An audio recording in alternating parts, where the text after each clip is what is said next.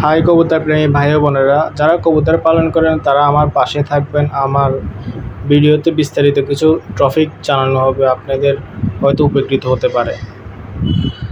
আজকে আমার টপিক হচ্ছে, আমার কবুতর এক জোড়া বাজার থেকে কিনে আনছি। ওই কবুতরটা ডিম দিচ্ছে কিন্তু বাচ্চা হচ্ছে না, একটা জমতেছে আর একটা জমতেছে না। এর পিছনে কারণ হচ্ছে কবুতরের ভিটামিনের অভাব। আমার এই জোড়া কবুতরটা ডিম দিচ্ছে, একটা জমছে আর একটা জমছে না। মানে একটা ডিমে বাচ্চা হবে, একটা ডিমে বাচ্চা হবে না। মানে ভিতরে লাল লাল রং দেখা যায় কবুতরের। যখন আমরা মোবাইলের ফ্ল্যাশ লাইটের উপরে রাখি ডিমটা, তখন দেখা যাবে ভিতরে লাল লাল রং দেখা যাবে না।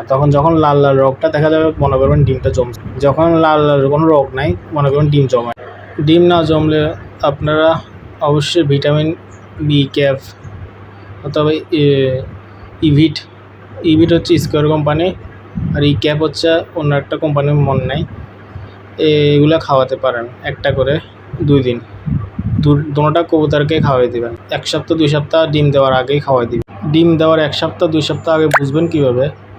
যখন কবুতর একটাকে খাওয়াই দিচ্ছে, তখন বুঝবেন যে কবুতর তখন ডিম দেওয়ার সময় হয়েছে। একটা আরেকটার সাথে ক্রস করতেছে, তখন মনে করবেন ডিম দেওয়ার সময় হয়েছে। তখনই আপনারা বুঝবেন আপনাদের ভিটামিন ই ক্যাপ খাওয়ানোর সময় হয়েছে। তখন আপনারা একটা করে 2টা ভিটামিন ই ক্যাপ খাওয়াই দেবেন, তাহলে কবুতর আর এমন সমস্যা হবে না। ডিমজনিত যত সমস্যা আছে, ভিটামিন ই ক্যাপ, ইভেট, এই ওষুধগুলো কবুতরকে খাওয়ানো উচিত আগে, ডিম দেওয়ার আগে। তাহলে কবুতরের ডিম রিলেটেড কোনো সমস্যা হবে না। অবশ্যই আমার পাশে থাকবেন আর অ্যাড এনিমেল পেজটাকে ফলো করে যাবেন।